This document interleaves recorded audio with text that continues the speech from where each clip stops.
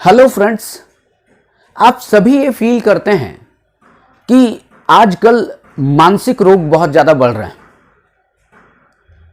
लेकिन प्रश्न ये है कि आज ही मानसिक रोग हैं या इसके पहले, मतलब कि 200 साल पहले, 500 साल पहले, 1000 साल पहले, या हम कहें कि जब से मानव जाति रही है तब से मानसिक रोग थे। तो इसका उत्तर ये हो सकता है कि ऐसा नहीं है कि मानसिक रोग अभी हुए हैं, 100-200 सालों में हुए हैं।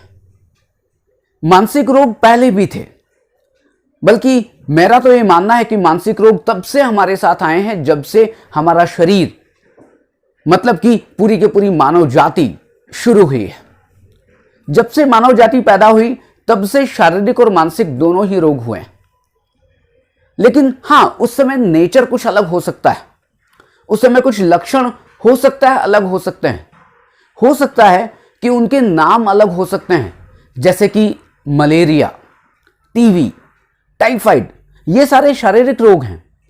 लेकिन क्या आज से 1000 साल पहले मलेरिया नाम की बीमारी थी? क्या 1000-2000 साल पहले टाइफाइड या टीबी नाम की बीमारी थी? तो आप कहेंगे टीबी नाम नहीं था, आप कहेंगे मलेरिया नाम नहीं था, लेकिन हां, वैसी बीमारियां अवश्य थी, उनके लक्षण पहले भी थे। बिल्कुल सेम वैसे ही हम मानसिक बीमारियों की अगर चर्चा करें, और यदि पिछला वीडियो आपने देखा हो तो हमने सिजोफ्रेनिया, जो कि एक साइकोटिक मेंटल डिसऑर्डर है, उसके ऊपर डिस्कशन किया था कि सिजोफ्रेनिया क्या होता है। आज का जो टॉपिक है कि what is the historical background of schizophrenia, हम ये समझने की कोशिश करेंगे कि सिजोफ्रेनिया की हिस्टोरिकल बैकग्राउंड क्या है। हिस्टोरिकल बैकग्राउंड ऑफ सिजोफ्रेनिया, आप इसको स्किज़ोफ्रेनिया भी कह सकते हैं, और इसको लोग कहते हैं मनोविदलता।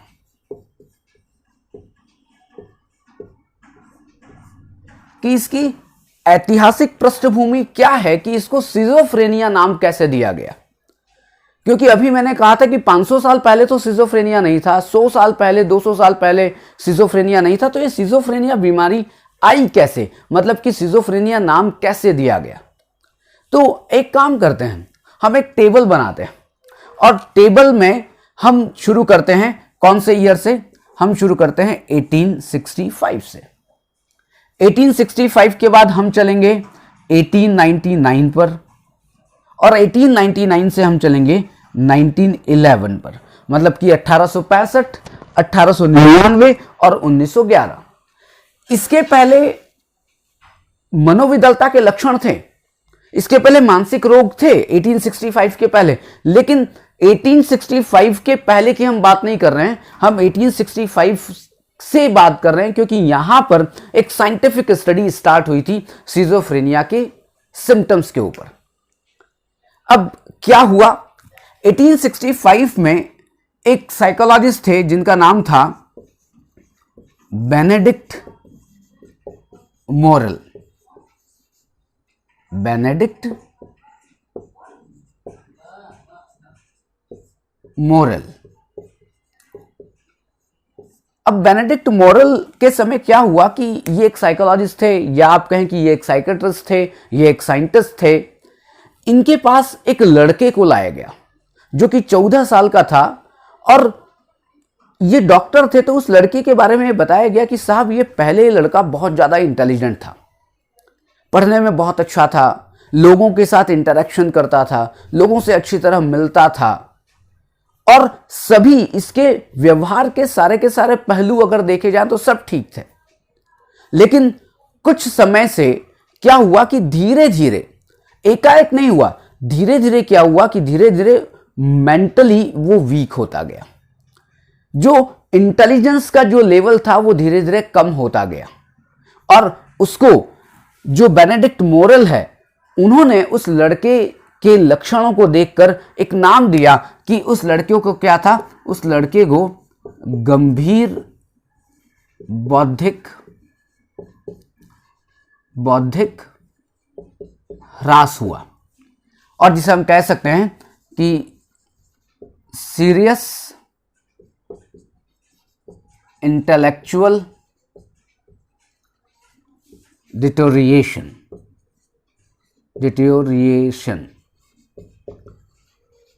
सीरियस इंटेलेक्चुअल डिटोरिएशन देखा गया किसमें? उस 14 साल के बच्चे में। तब जब ये सारी चीजें देखी गई, मतलब सीरियस इंटेलेक्चुअली वो मंद हो गया, वो गंभीर रूप से मानसिक रूप से मंद हो गया, तब बेनेडिक्ट मोरल ने एक नाम दिया उसके लक्षणों को देखते हुए, और एक टेक्निकल नाम दिया, और उन्होंने कहा उस टेक्निकल वो नाम था डिमेंस प्रिकॉक। ये किसने नाम दिया? ये नाम दिया डिमेंस प्रिकॉक। डिमेंस प्रिकॉक। और ये डिमेंस प्रिकॉक नाम दिया था बेनेडिक्ट मोरल ने, और वो किसको देखकर दिया? अभी मैंने आपको कहा कि ये 14 साल का 14 ईयर ओल्ड एक लड़का था, एक बॉय था, और जिसमें कि सीरियस इंटेलेक्चुअल डिटोरिएशन देखा गया था, गंभीर बौद्धिक ह्रास देखा गया था, और उसके सिम्टम्स को देखकर कहा डिमेंस प्रिकॉक बेनेडिक्ट मोरल ने। डिमेंस का अर्थ क्या होता है? डिमेंस का अर्थ होता है ये सीरियस इंटेलेक्चुअल डिटोरिएशन।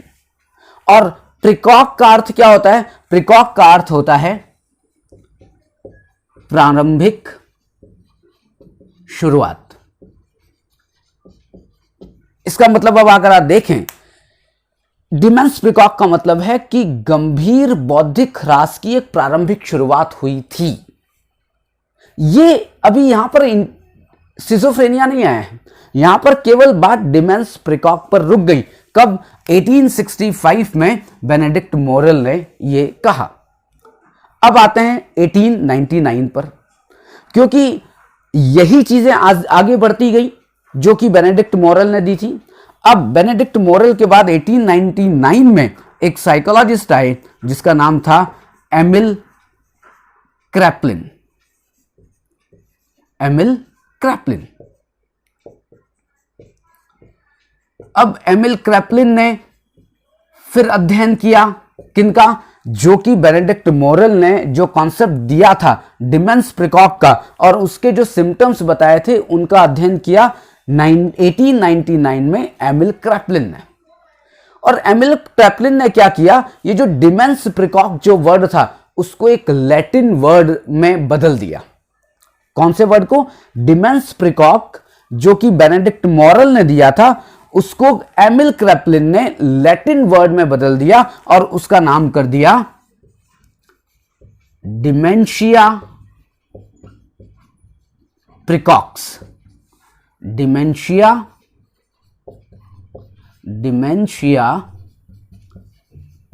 प्रिकॉक्स। अब आप देखें दोनों में अंतर है, एक है डिमेंस प्रिकॉक और एक है डिमेंशिया प्रिकॉक्स। जो डिमेंस प्रिकॉक था वो बेनेडिक्ट मोरल ने दिया था, और जो एमिल क्रैपलिन ने जो नाम दिया उसको डिमेंस प्रिकॉक को ही उन्होंने एक लैटिन वर्ड में इसको कन्वर्ट कर दिया, उन्होंने कर दिया डिमेंशिया प्रिकॉक्स। और डिमेंशिया प्रिकॉक्स का भी अर्थ वही था, सीरियस इंटेलेक्चुअल डिटोरिएशन, और प्रिकॉक का मतलब प्रारंभिक शुरुआत, अर्ली रीसेट। मीनिंग वही है, क्योंकि उसी पर एमिल क्रैपलिन भी चल रहे थे जो कि बेनेडिक्ट मोरल ने दी थी। उन्होंने केवल कुछ सिम्टम्स और जोड़ दिए। उन्होंने कहा कि ठीक है, सीरियस इंटेलेक्चुअल डिटोरिएशन होता है, मान लेता हूं, और उन्होंने कहा कि लेकिन निगेटिविटी भी होती है, उन्होंने कहा कि भ्रम भी होता है, उन्होंने कहा कि हेल्यूसिनेशन भी होता है, उन्होंने कहा कि रियलिटी का परसेप्शन भी व्यक्ति नहीं कर पाता है। कब? इस डिमेंशिया प्रिकॉक्स में। अब केवल इतना ही काम किया था एमिल क्रैपलिन ने 1899 में डिमेंशिया प्रिकॉक्स, उसका नाम चेंज कर दिया। और इसमें एक चीज और आ गई, अभी मैं केवल बात इसी की कर रहा हूं डिमेंशिया प्रिकॉक्स की, कि डिमेंशिया प्रिकॉक्स का एक अर्थ जो एमिल क्रैपलिन ने भी दिया, और उन्होंने कहा कि डिमेंशिया प्रिकॉक, डिमेंशिया का अर्थ पहले देख लेते हैं। इन्होंने कहा प्रोग्रेसिव इंटेलेक्चुअल डिटोरिएशन।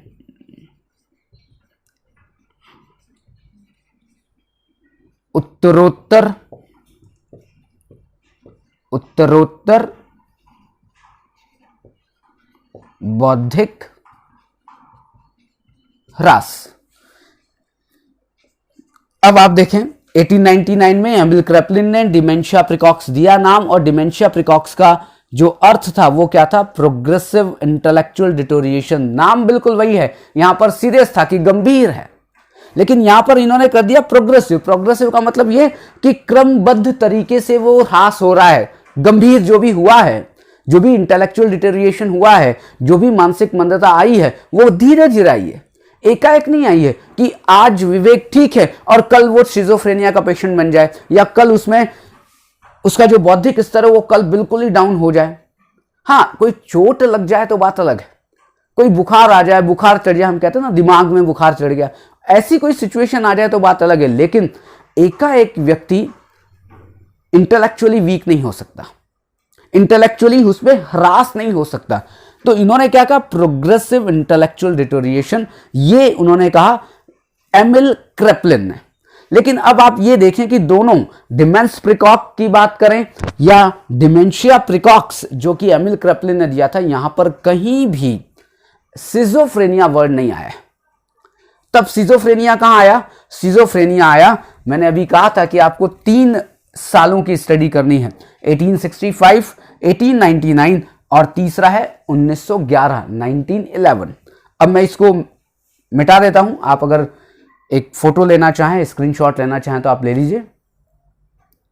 ओके, अब 1865 में क्या हुआ था? बेनेडिक्ट मोरेल आए थे, उन्होंने डिमेंस प्रिकॉक नाम दिया था। फिर 1899 में कौन आए?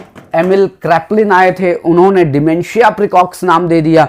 अब आए 1911 में, 1911 में। 1911 में एक साइकोलॉजिस्ट आए जिनका नाम था ब्यूलर। क्या नाम था? ब्यूलर। और ब्यूलर ने उन सिम्टम्स को देखा जो सिजोफ्रेनिया के लग रहे थे, उन सिम्टम्स को देखा जो सिजोफ्रेनिया के सिम्टम्स जैसे थे, उनके लक्षण जैसे थे। तो उन्होंने पहले डिमेंशिया प्रिकॉक्स जो कि एमिल क्रेपलिन ने नाम दिया था उसकी पूरी की पूरी हिस्ट्री देखी, और बाद में इन्होंने कहा कि नहीं साहब, वो नाम ठीक नहीं है, वो नाम ठीक नहीं है। वो किस लिए ठीक नहीं है? वो ठीक इसलिए नहीं है कि डिमेंशिया, यदि आप डिमेंशिया के बारे में जानते हो तो डिमेंशिया एक कॉग्निशन से रिलेटेड बीमारी है, मतलब कि आपकी याददाश्त कम हो जाती है, और डिमेंशिया बूढ़े लोगों में ज़्यादा देखने को मिलती है। यदि आप आजकल अगर नज़र दौड़ाएं अपने चारों ओर, जो भी आपके घर में बड़े बुजुर्ग रहते हैं उनमें डिमेंशिया देखने को मिलता है। तो वो डिमेंशिया थोड़ा सा अलग है, ध्यान रखिएगा। ये जो अभी फैल रहा है उसके डिमेंशिया की बात अलग है, अभी हम बात कर रहे हैं सिजोफ्रेनिया की। तो उन्होंने ब्यूलर ने क्या कहा कि नहीं साहब, उसका डिमेंशिया प्रिकॉक्स नाम भी गलत है, वो ठीक नहीं है। तो उन्होंने क्या कहा, क्या नाम होना चाहिए? तो फिर नाम होना चाहिए उसका, और फिर नाम आया स्किज़ोफ्रेनिया। सिजोफ्रेनिया या स्किज़ोफ्रेनिया कब नाम आया? 1911 में। 1911 के पहले नहीं था सिजोफ्रेनिया नाम, रोग था, उसके लक्षण थे, लेकिन सिजोफ्रेनिया नाम कब गया? तब ब्यूलर ने दिया 1911 में। अब इसने जो सिजोफ्रेनिया वर्ड जो दिया वो 2 शब्दों से मिलके बना। एक इसका था, जो एक वर्ड था उसका नाम था schizein, ZEIN, schizein plus phren equal to schizophrenia. इन 2 शब्दों से मिलकर बना था, स्किज़ीन और फ्रेन। स्किज़ीन का मतलब क्या होता है? स्किज़ीन का मतलब होता है टू स्प्लिट, टू स्प्लिट, विभक्त होना, टू स्प्लिट। और फ्रेन का मतलब क्या होता है? फ्रेन का मतलब होता है माइंड, मन। अब यहां पर अगर आप देखें कि मन का विभक्त होना सिजोफ्रेनिया, अगर शाब्दिक अर्थ देखें तो स्किज़ीन plus phren equal to schizophrenia. स्किज़ीन का मतलब होता है टू स्प्लिट, विभक्त होना, और फ्रेन का मतलब होता है माइंड, मतलब कि मन का विभक्त होना सिजोफ्रेनिया है। यहां पर मन दो भागों में डिवाइड नहीं हो रहा है।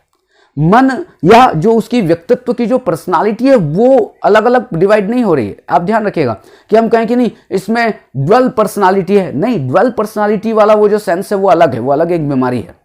यहां पर क्या है, यहां पर अगर आप देखें तो मन का विभक्त होना, लेकिन यहां पर केवल मन से सेंस नहीं है, यहां पर मन से सेंस है कि आपका चिंतन खराब हो गया, आपके इमोशंस खराब हो गए, आपके व्यवहार खराब हो गया।